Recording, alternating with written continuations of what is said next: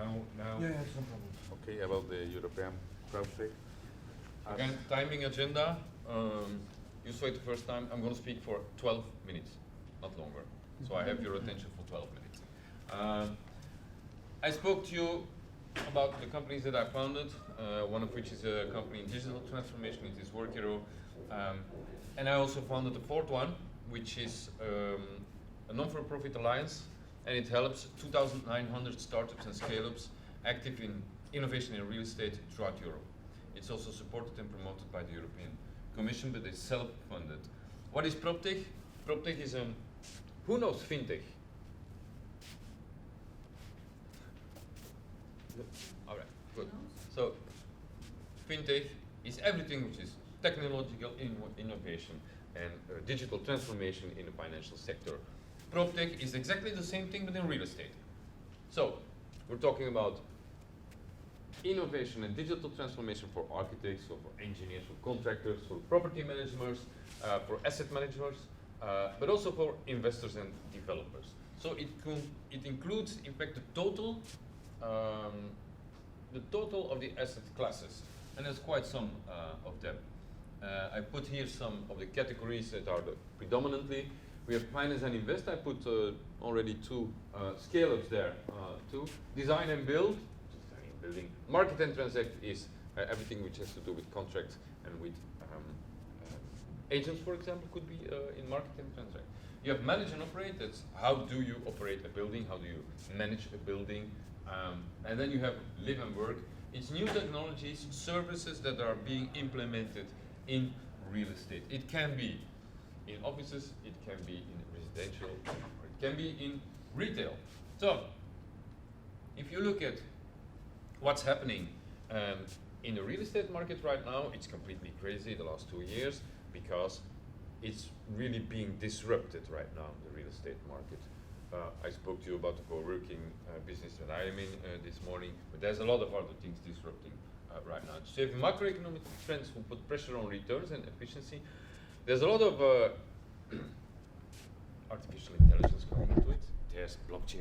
Blockchain, when you apply it into real estate, is going to make huge profits on one side, and it's going to make a lot of cost efficiency, create a lot of cost efficiency in the different sectors. So if you look at the macroeconomic trends who are causing this transformation, this innovation, this need for innovation in real estate, is that you have climate change, because a lot of things are happening right now.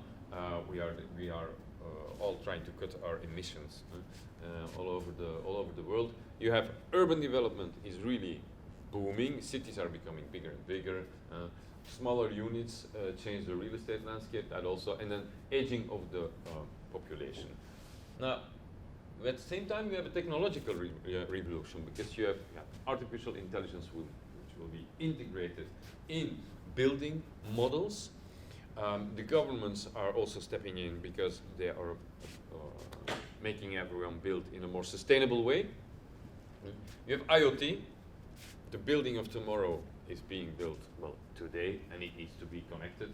So big data is very important. The blockchain, I told you that. And then mobility. Let's not forget, mobility is also very important in so, what is happening in this in this real estate market and innovation? But there's two major drivers of innovation. That is the user experience and the efficiency. And that's, in fact, it's valid for a lot of categories, not only for an activity of Proptech, but also in fintech. It's also in healthcare, for example, or in clean energy, or in waste management. Now, when you look at the startups and the funding in the European startups and scale-ups, you see there that it started 2010, it did nothing, and then it really started coming in 2014, 2016, and then 2018. What you see there is about 2 billion in 2018. If I give you the USA figures, you're gonna cry. So, in Europe, we really need to wake up from the dream that we are living right now. We are lagging behind. It's enormous. The speed of the USA of bringing a startup entrepreneur idea to the market is 21 times faster than here in Europe. So, what's happening in that market? Well, you see this, 85% of Proptech companies are in the funding process of less than 500K, which is a lot. We then move on, and we come then into a validation stage, which is about 55%. When you look at what is being invested, so I was telling you almost 2 billion in 2018, 185 billion will be invested in Proptech over the next 5 years, which is quite heavy. So all the people that are now starting up and creating companies in digital transformation and innovation in real estate, well, they can expect that. They can expect for the next 5 years to have a lot of people, funds, banks, real estate owners, to invest in new technologies, helping the transformation of the real estate market. Right now, 2019, 36 Proptech unicorns. Is that a lot? No, because there are far more financial unicorns, healthcare unicorns at this moment. And at the same time, competition is stepping up, because you see guys like Google and Amazon also stepping into transformation of the real estate market. So this is where I say we can all cry. A lot of these companies here, European companies, most of them European companies. And they leave Europe. They go to New York, they go to LA. Why? Because there's an extremely high funding gap. Extremely high funding gap. You got two equity gaps. The first one is when you start, you have your friends and your family. So for fools, they call it. They give you money to start your company. You go to the bank for a small loan. When you start really getting, your ideas developing, you need some business angels who will give you just enough money to grow further. But then, once you start really generating big revenue, you come into the second gap, which is the scale-up gap. The scale-up gap means that you are really turning revenue, and you need to grow, or to grow globally, you need 20 million, you need 30 million euros, because that's how you create unicorns. So there's a very, very big problem here. 44% of EU finance scale-ups leave EU. So we put money in it in Europe, and then they leave. Though VC exceeds 21 times the EU, and also look at the funds. It's more than double. Look at the average deal. In Europe, we do one deal. If we invest in one company in Europe, then in the US they invest in 6 companies. So, what did I do? Well, I've already the 3 companies, so I was thinking I should do something in the sector that I'm in. When you look at the investment, from investment point of view, there is no pan-European Proptech fund. It means a fund where you say you can invest quite some money. I mean, I don't mean a fund of 10 million, I mean a fund of 100 million. It doesn't exist. Whereas in the States you have it. So, what you need to ask yourself then is, if you want to help scale-ups, so the really promising, good European startups, how will you help them? Well, it's to attract VC. VC is venture capital. So these are the people who say, I'm going to take a lot of risks, I'm going to invest in you, but they also want, of course, a share in the companies, and they expect significant returns. So the question is, what determines VC? Well, this one is very important, the last one. There is no significant difference between the first time that you start a fund or it's already the 5th time that you start a fund. Doesn't matter who manages the fund. It does not matter. And these are the figures of the European Investment Fund, right? It doesn't matter. So what matters? What matters is the access. You need access to the data. If you want to say to people with a lot of money, I want you to invest in startup companies and scale-up companies in Europe, you need to be able to tell them, you need to invest in that one, that one, that one, and that one. So you need access to data, right? So, how are you going to do that? Well, I created 8 months ago. I created the Alliance of European Proptech Associations. What does it mean? In every country, you have a national Proptech associations. What do? They help startups and scale-ups in Proptech in that country. So there is Proptech Belgium, Proptech Holland, Proptech Spain, which is called Finnovating in Spain, Proptech Austria, it's called APTI. So in every country in Europe there's national associations. So there was not a European association. So I created that 8 months ago. And what we do is to help develop a sustainable Proptech market throughout Europe. You can see here that there are 23 national networks. So any network in Proptech in Europe is a member of my alliance, right? And you're gonna ask me, well, why 23? Because there's more European countries, but some countries are together because they are too small. For example, Proptech Luxembourg doesn't exist because it's too small, right? So, what do we do for these people? Well, we present the necessary tools to the European Commission to make decisions on funding, on stimuli, on programs for the European Proptech scene.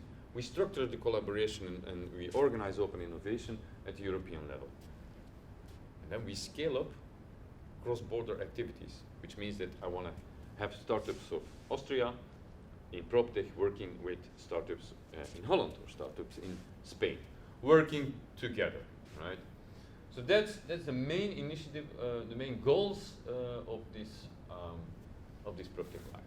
Then, in collaboration with Professor Revuelta of Finnova, we organize for the European Commission, promoted by the European Commission, promoted by the European Parliament, and promoted by the Committee of the Regions. We promote what we call the StartUp Europe Awards. So, the Proptech StartUp Europe Awards is a competition of all the startups in Proptech in Europe. We organized it the first time last year. It was a very big success. And how does it work? Well, everyone can send in their application. This is the new timeline for this year's competition. It's from tomorrow it starts. So we start tomorrow, and all the startups can put their they can submit their application. Then there follows a rating by a jury, and this jury is 50 jury members. They are composed of the highest CEOs in real estate throughout Europe. Metrovacesa. Do you know Metrovacesa? No, it's the biggest Spanish real estate fund. You know? Okay. So the CEO of Metrovacesa, he was here last year. Yeah, he was the judge here. Yes, but also the CEO of the BNP Paribas real estate throughout Europe. So all these high-ranking, they were here to pitch, to look at the startups, because the 50 best, we get them here in this room. We open up that room because it's much bigger than. And they come here and they sit before 50 judges, and they must, in 3 minutes, they must defend themselves. And it's a live judging, and at the end of the day, we choose 10, which go then to the final competition. So, which is what I've said. Not only that, so yeah. we explain then how to have access to your funding. Yeah, so that's what we do here. What we do here is we do the StartUp Europe Awards, we have a consultant legal framework, we go to the Seal of Excellence, and then what we do, and this is a collaboration that we have with Professor Revuelta of Finnova, is we help them to get access to EU funding. I'm going to give some examples of that a bit later. But what is the thing? Is that right now, in here with this European Alliance, there's 2,916 startups and scale-ups. Some of them are in the beginning, and some of them are already doing a revenue of 10 million per year. So we have small companies and really big companies in it. And we have all the data on those 2,916 startups and scale-ups in real estate through Europe. So what we created here is, and it's also in this building, it's a co-working space where all these startups from all of Europe can come. So what we do there, we are installing here the bridge, in fact, between all those people. We do a network, we do a market analysis, and we have the team of Finnova, Professor Revuelta. They are here present in the building. So the 2,916 startups in Europe, in Proptech, they all can ask advice to Finnova organization of Professor Revuelta. So we have this in-house and we help them access to funding. I give you a very nice example, Professor, that is about you. The winner of last year of the startup competition was Sensoneo. Sensoneo is being held by Finnova to be included in consortia, to be implemented in big projects that they are being done by large corporates. So we help small companies to collaborate with the big companies. And this is a very nice example because you know them very well. We're working with them. By now, yeah. I remember it was for life or for fast track to innovation, I don't know which one. It's in the field of circular economy because they have a very talented solution for waste management in the cities. Yeah. And then they can apply under urban innovative actions that is open up to the next 12 December. We are talking 5 million euros as a subsidy up to 80%. As they are a very small company, what they need is to convince their mayor or a municipality to submit a disruptive, because their solution is a disruptive technology, to try to obtain that funding. Is what we do. We try to accelerate these startups, linking them with big entities like a municipality. In this case, the requirements from the European Commission oblige to identify a city of more than 50,000 inhabitants. Second, it will be 12 September. If not, they are going to convince their mayor. If not, they will have the possibility to work under the live environmental program. We talk about pilot environmental projects, and it will be, it's not open yet, the call, but what we have learned is if you start to work in advance, you have more possibilities for the project to be in quality, to have access to this funding. Live environmental projects, the traditional and governance, we're talking of around 1 million euros. We have offered them also to work with some of our municipalities, and a little trick from Finnova, you know, if you submit a live program in an ultra-peripheric island, you have more points for the project to be obtained. It's like our plan B. Then if they don't convince the mayor, we will do in Canary Islands because you have more points in the evaluation. Why? Because waste management in an island, in ultra-peripheral region, is quite hard. And also about fast track to innovation. It could be fast track to innovation means you produce something physical, not digital. You are a disruptive company, they are a disruptive company, but in my opinion, they don't have enough size to attack that potential 2.5 million euros. Then they need again to look for a big manufacturer company that make the machinery they need for the project. And okay, if they find, and if it's from because fast track to innovation require 3 partners from different 3 countries from the European Union for innovative solutions or services that are already going into the global market. 2.5 million is not for development of the program, of the idea, but for commercialization in a global scale. We are talking of legal support, marketing support, travel costs, international fairs, recruiting commercial people, attacking a global market. Then what European Union pretend with fast track to innovation is to link innovative startups, even with big multinationals from Europe, to go in Asia or in Latin America or in the United States. And we are working with this winner. And as you can see, since they are in the field of waste management and real estate. Of course, there is a dimension of sustainability, because at the end of the day, in this building, you have to manage a lot of waste. How to separate that waste, how to manage better, how to do in a smart way.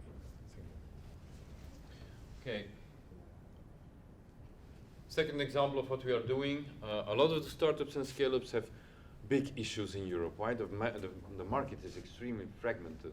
The legislation for a startup in real estate in Poland is completely different from Spain, completely different from Belgium.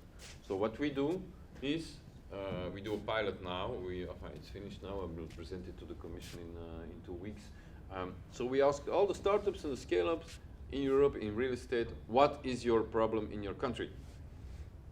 So we made a very long report about it. And this goes now back to the European Commission, where we can say these are 20 extremely difficult positions in that country. And in the end, the Commission must choose 5 initiatives on legislation that they will do specifically to help Proptech startups and scale-up to better grow within the European Union. Now, in the end, why did I do all of this? Well, the Proptech House gives an exclusive view on the performance of promising startups and scale-ups. It gives us a direct access and contacts to resources of the national associations. It gives exclusive access to the European Commission.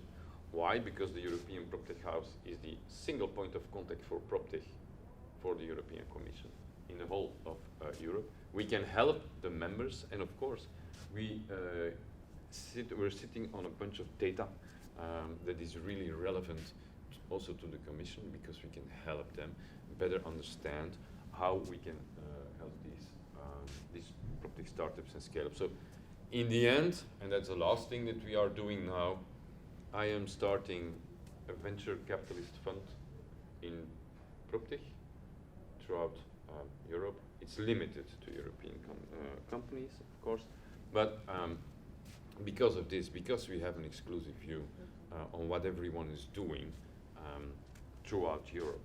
And what I want to do is what I am doing now, because we're realizing it, we are bringing together very, very heavy investors in real estate.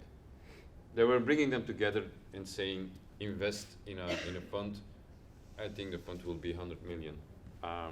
If we have 100 million of private money, this is not European public money, it is private money, then we can really make a significant change for startups and scale-ups. Whereas if you do a fund of 10 million euros, your risk is too high and you're not really able to help the most promising companies. Voila, that was it.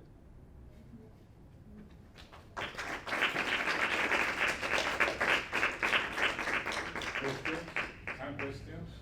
Mr. Dirk? Yes. The last bullet point on the slide I'm interested with. What do you mean by having this association at the European level helps you to do data? This one here? The last one? Mm-hmm. Yeah, because everything that we do in the national associations and also at the European level, we are looking to connect what I said in my first presentation, looking to connect all of these startups with corporates. So to do that, we have 2 mechanisms. The first one is a collaboration with 2 universities. There's a team of 2 professors. They have a team that have structured data sets on what we are data mining to understand how we can better connect them in an automated way. So not by attending network events, but really by deep diving into the data that are available about these companies, and to then go to a predictive modeling where we can say, okay, if he goes into this cycle or into this field of development, he will probably need at that moment 3 partners, or he will need 15 million euros. Because right now I have identified for my fund, I have identified already 45 startups and scale-ups. Of those 2,916. Why? Because we have excellent data on them. That's why it's important to have this data, not only in a digital way to find out, but also to have it validated in the field by the national Proptech associations. So how far are you in this process? Would you be able to make predictions, or how far is the model developed already, or is this the plan? No. We are doing this right now, but the model is not finished. So it will take at least another 2 years to have it there fully in place. But we are using it already. So what we know about all those companies is quite a lot. And the last thing, because we conduct surveys, we ask always, how can we help you? Then I also know what is the problem that they are facing. If it's money, okay, then we know that you're doing well, and I will need 5 million to grow, right? At least I know it, and I can look for how can we help these people. Because if we don't do it, then the guys from the USA come in and they say, oh, that's a nice company, let's buy it. You remember the slide as I told you, all the unicorns are leaving Europe. It's very simple. So if you want to do something in Europe, that's what we need to do. Identify.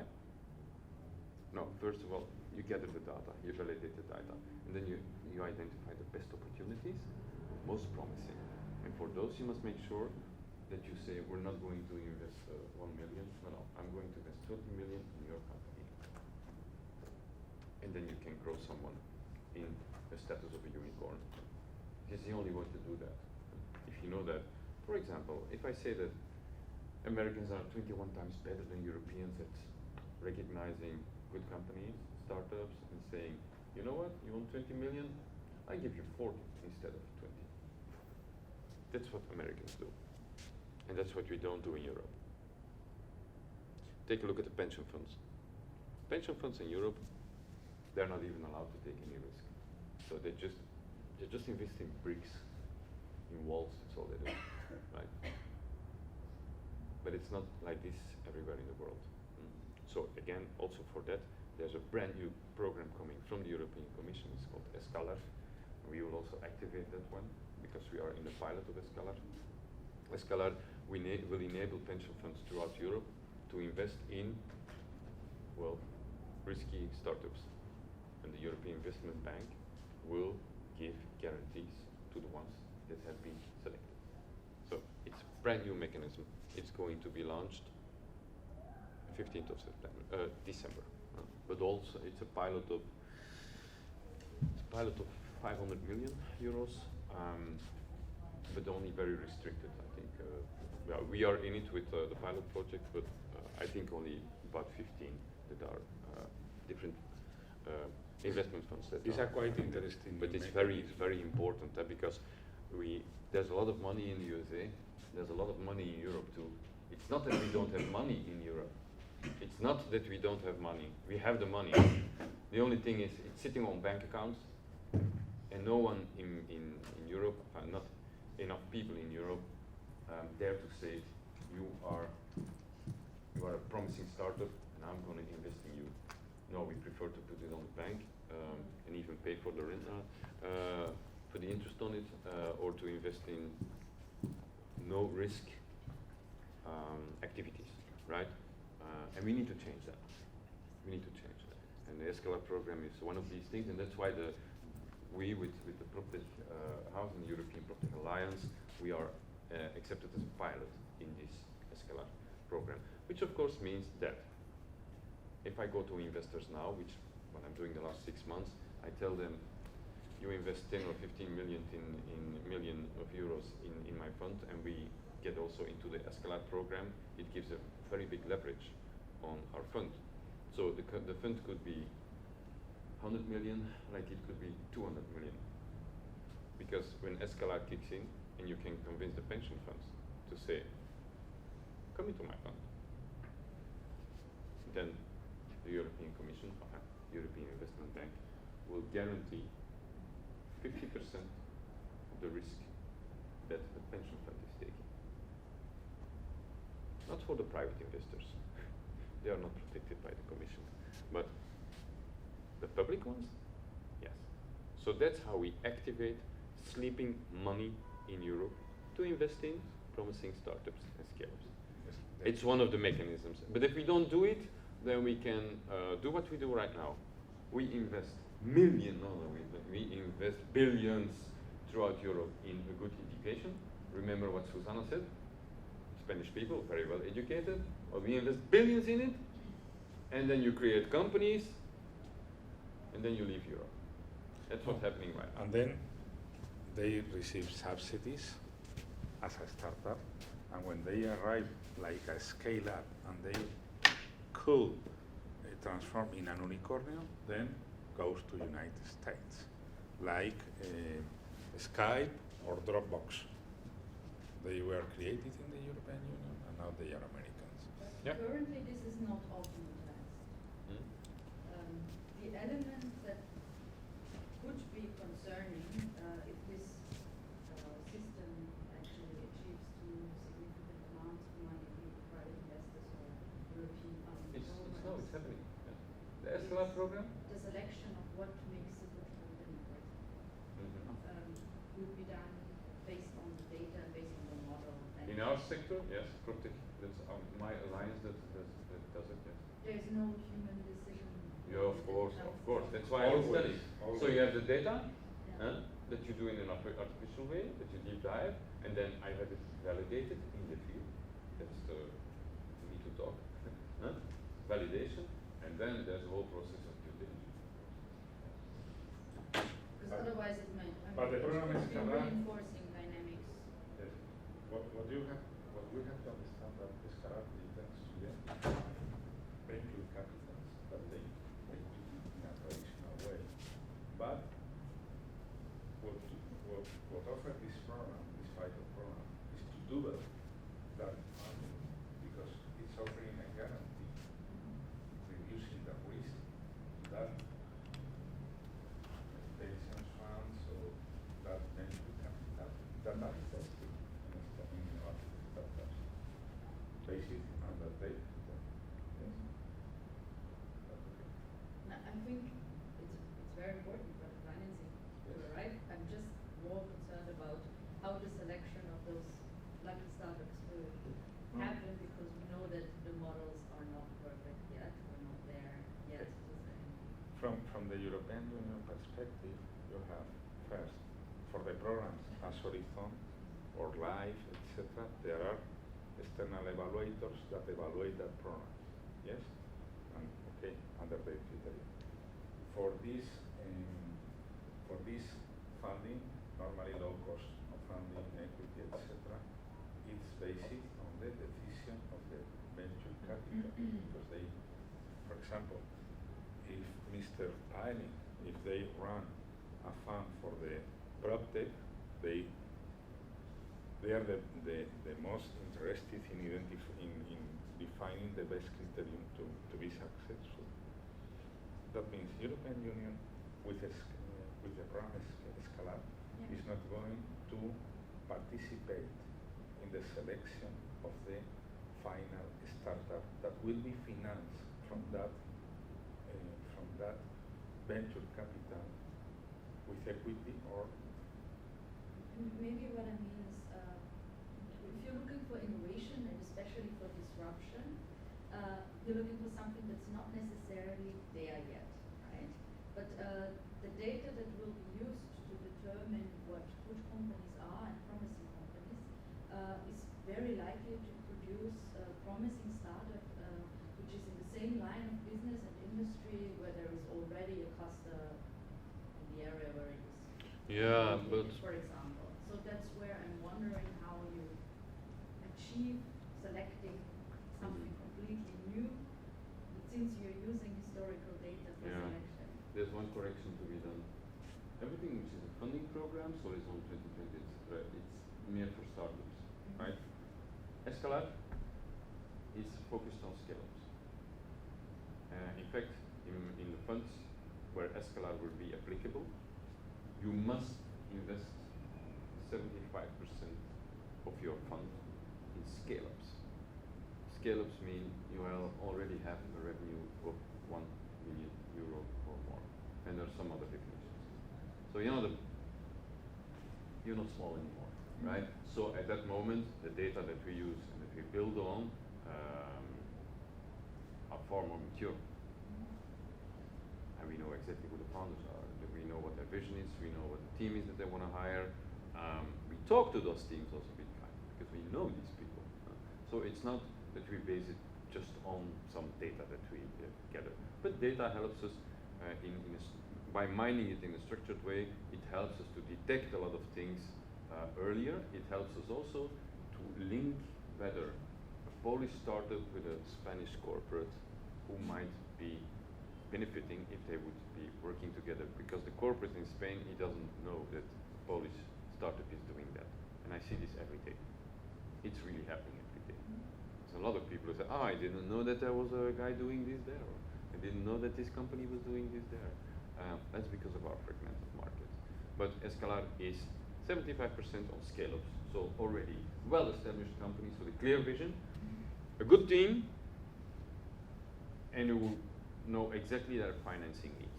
They know this is where we're going to go, and we need 12 million to realize this growth.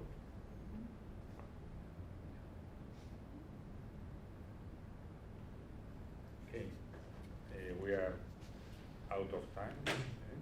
Yes. Then, if there is a final question, we leave.